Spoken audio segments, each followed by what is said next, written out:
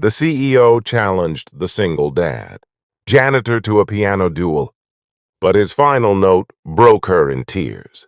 The grand piano sat in the corporate lobby like a sleeping giant, its polished surface reflecting the cold fluorescent lights above. For 3 years, it had been nothing more than an expensive decoration until the night everything changed. What began as a moment of corporate arrogance transformed into a lesson that would shatter one woman's carefully constructed world and reveal the true meaning of wealth. Marcus Williams pushed his cleaning cart across the marble floor of Sterling Industries headquarters, the wheels squeaking softly in the empty silence of 11 p.m.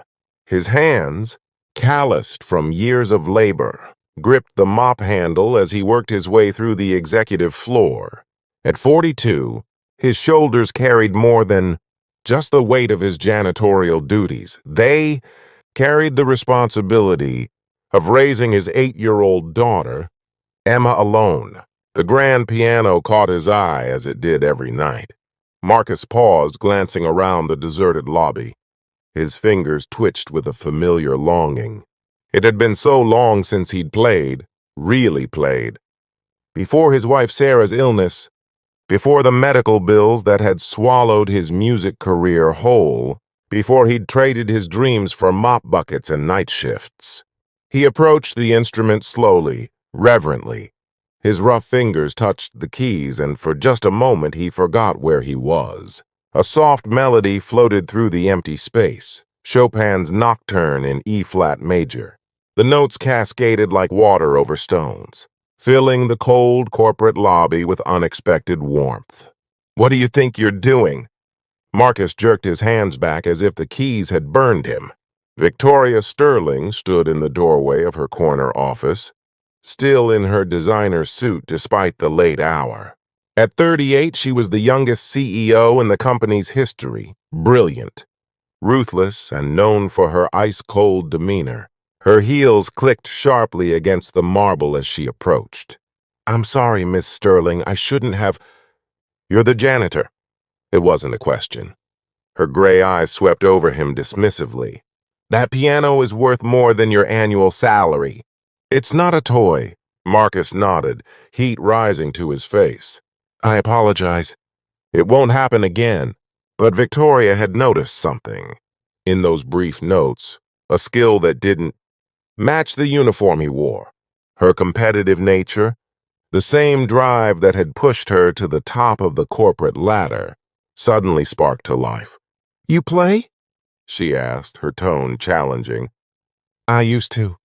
I studied at Juilliard," Victoria said, moving to the piano bench. She sat down, her posture perfect, and launched into a flawless rendition of Rachmaninoff's Prelude in C-sharp minor. The notes were technically perfect, each one precisely placed, demonstrating years of expensive training and disciplined practice. When she finished, she looked at Marcus with barely concealed smugness. "Let's make this interesting. A duel, you and me. If you can play something, anything that moves me, I'll double your salary for a year." She paused, her smile sharp. "But when you fail, you admit that some things in life aren't meant for people like you, that some spaces aren't yours to occupy." Marcus should have walked away. He should have returned to his cart, to his mops, and his place in the world Victoria had so clearly defined for him. But something in her words, that casual cruelty, that assumption that worth could be measured in paychecks and pedigrees, ignited something he thought had died with Sarah. "And if I do move you?" he asked quietly. Victoria laughed. "Then I'll double the salary of every janitor in this building." "But you won't." Marcus sat down at the piano. His hands trembled slightly as they found the keys. He closed his eyes and thought of Emma, her smile when he tucked her in, the way she still believed her daddy could do anything. He thought of Sarah, of the songs he'd written for her during late nights in their tiny apartment. Before the cancer, before everything fell apart, he began to play. The melody started simply, a lullaby he'd composed for Emma when she was born. But it grew, evolved, incorporating the sounds of his life, the rhythm of struggle, the minor chords of loss, the unexpected grace notes of his daughter's laughter. His fingers moved across, the keys with a raw motion that no amount of technical training could teach. The music swelled, and Marcus poured everything into it. The nights he'd cried in hospital, waiting rooms, the mornings he'd woken up at dawn to work a second job, the parent-teacher conferences where he'd been the only father in a room full of put-together mothers. He played the sound of choosing between electricity and groceries, of telling his daughter they couldn't afford the school trip, of watching her pretend it didn't matter. Then, gradually, the music shifted. Hope crept in, tentative at first, then stronger. He played Emma's resilience, her kindness, despite having so little. He played the moment last week when she'd given half her lunch to a classmate who had none, coming home hungry without complaint. He played love, not the romantic kind he'd lost, but the fierce, protective, all-consuming love of a parent who would burn the world down for their child's happiness. His final notes hung in the air like a prayer, fading slowly into silence. When Marcus opened his eyes, Victoria's face was wet with tears. She sat frozen in her chair, one hand pressed to her mouth, her shoulders shaking. For the first time in years, maybe decades, the armor she'd built around herself had cracked completely. "I had a daughter," she whispered, her voice breaking. "I have a daughter. Melissa, she's 12. The words came tumbling out, as if the music had unlocked something deep inside her. "I haven't tucked her into bed in 3 years. I missed her last birthday because of a merger in Tokyo. Last month, she stopped asking me to come to her recitals." Victoria stood abruptly, walking to the window overlooking the city lights. "I built this empire thinking I was giving her everything." "But you—" She turned to face Marcus, mascara streaking her cheeks. "You have nothing, and you've given your daughter something I can't buy with all my wealth.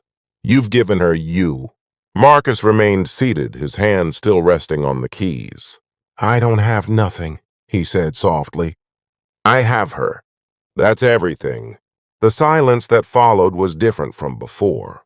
Not empty, but full of understanding, of walls crumbling, of two people seeing each other as human beings for the first time. "What's your daughter's name?" Victoria asked. "Emma. She wants to be a doctor." Victoria nodded slowly, something shifting in her expression. "The salary increase stands. For everyone." She paused, then continued. "But I'd like to offer you something else.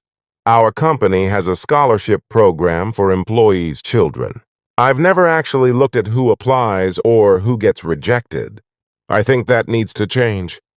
"Miss Sterling—" "Victoria," she interrupted. "And I'm not finished.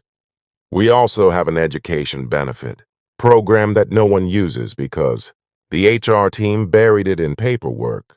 You could finish your music degree, evening classes. We'll adjust your schedule." Marcus stared at her, unable to speak.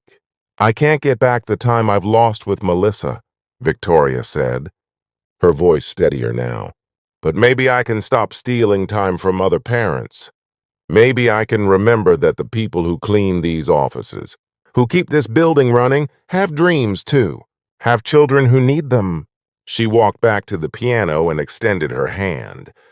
Marcus stood and shook it, feeling the tremor in her grip, not from weakness, but from the vulnerability of someone who'd just been fundamentally changed. "Thank you," Victoria said, "for reminding me what actually matters. For showing me that real wealth isn't measured in stock options or corner offices. It's measured in moments, in being there for the people we love." As Marcus pushed his cart toward the elevator an hour later, he noticed Victoria in her office on the phone. Through the glass, he could hear fragments of her conversation. Yes, I know it's late, but I needed to hear your voice. I love you too, sweetheart. How about I take tomorrow off and we spend the day together? The piano sat silent in the lobby, no longer just a decoration, but a witness to the truth that real music, like real wealth, comes from the heart, not the wallet. That compassion is worth more than any corporate merger. That sometimes it takes losing everything to discover what truly matters. And sometimes it takes a single moment of unexpected beauty to remind us all that we're not defined by our job, titles, or bank accounts, but by how we show up for the people we love and how we treat those who society tells us matter less. In the end, Marcus hadn't just won a challenge. He'd gifted a mother back to her daughter and reminded a powerful woman of her own humanity. That night, two lives changed forever, all because someone had the courage to play their truth, and someone else had the grace to listen.